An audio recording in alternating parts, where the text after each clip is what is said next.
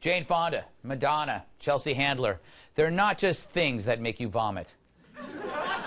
They're also the celebrities who railed against the president and first lady this week. Jane Fonda, she picketed the president's order to resume the North Dakota pipelines. What did I call that? Then yelled into a megaphone.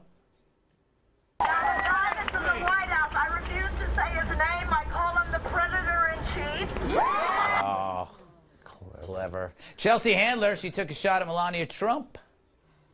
Would you ever have Donald Trump on your show? No. What if he asked you? No. What about Melania? Would you have her on your show? Melania? What, to talk about what? She can barely speak English. Ah, that's not racist. Handler also tweeted, "Blink if you need help, Melania Trump." That's an original joke. I think I heard it 45 times in 1 hour on Saturday.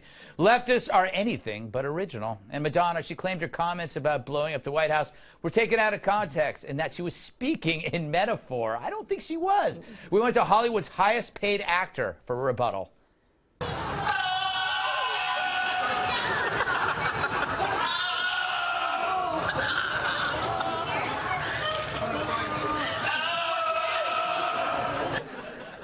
Stunning. You know, Larry, you're a country music legend. You've been around for 70, 80 years. But you also have political beliefs, which you talk about. So can you give advice to somebody like Madonna without being a hypocrite? Because you say often provocative things, right? Absolutely, if you know what you're talking about. Yeah. But if you can't read, write, or trace, I'm not really going to pay much attention to what you're... You know, Peggy Noonan said in the Wall Street Journal 6 or 8 weeks ago, she said, "Those who do not read deeply will not think deeply." I don't think anybody can... I didn't read that. Well, you should. Think that they really know what they're talking about. That thing right there, those are the most addictive substance on this planet, is the spotlight. I know. Once you've been in it, when you're ushered out of it, it kills you. These people, are you digging it? Is it true? Yeah. It's true. So getting back into it, if they really could make a great argument about what they were talking about, personally, for me, and it comes back to this as a conservative, this is one of the things, you have lost the moral high ground to me to talk to me about anything about Donald Trump or anybody else.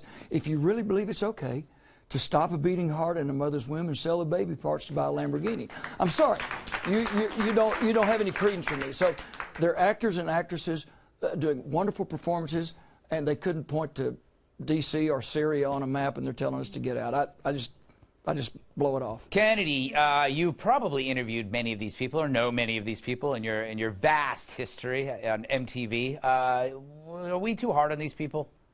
No, I think they're making it so we're forced to be hard on them because they're putting themselves and their opinions out there, and it's completely fair for people who disagree with them to take them apart, which isn't easy. It's not difficult to do, rather. This is what I will say about Madonna, and I think this is actually very serious.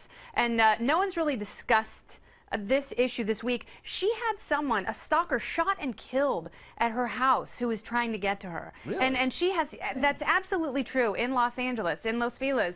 And she has had a number of stalkers over the years who are so mentally unstable that, you know, she may say something like this that she considers to be metaphorical, but considering that she's had a fatal incident in her own home, I think I would be very measured in my words when I talk about violence, even in the most metaphorical sense, especially with a new president in the first day of his administration. That's an excellent point. Great.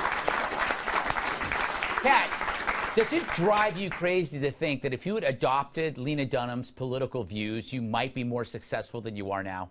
Yes. Yeah, I mean, haven't you ever thought about selling out? We've all thought about it. No, like you said, I love attention. It's my favorite thing. I'm a millennial. It's a millennial currency, as I've said before, having people pay attention to you and listen to you talk. But no, I like also sleeping at night. That's my second favorite thing. Oh, that's good. So I can't. Lena Dunham, some of the stuff she says is so stupid. And finally, we're seeing people not listen to these people. Right. You know, people saying, I'm looking at Lena Dunham. I don't want to be that. Yeah. Lena Dunham says that. Yeah, she'd have to. Yes. No mirrors in her house. Tyrus! Just video camera. Uh-oh. Here we go. What's this? My care face. Care face right there. I give two damns what an old pop star has to say about anything. So, Yeah. They're celebrities and they right to the opinion, but now because they took the low ground when they're supposed to be taking the high ground, remember they go low, we go high, remember that? BS. They're always high. They're going pretty low now. They're insulting his wife, and you want to talk about the president. If you have a personal beef or whatever, cool. But respect the office. But realize when you say things like that, as she pointed out, there's people that don't have in this world that don't have the common sense to not know what you're saying is true. Right. Let them do it. They're making themselves look like go for it. That's my point. You know, it actually, in my opinion, it's great when they speak out because they reveal the illusion of rebellion. We realize that Jane Fonda was never really a rebel, neither was Madonna. They're all in lockstep, and it's all been a lie that they're edgy. They're not edgy. They all believe the same thing. That makes them such. If the cameras are on.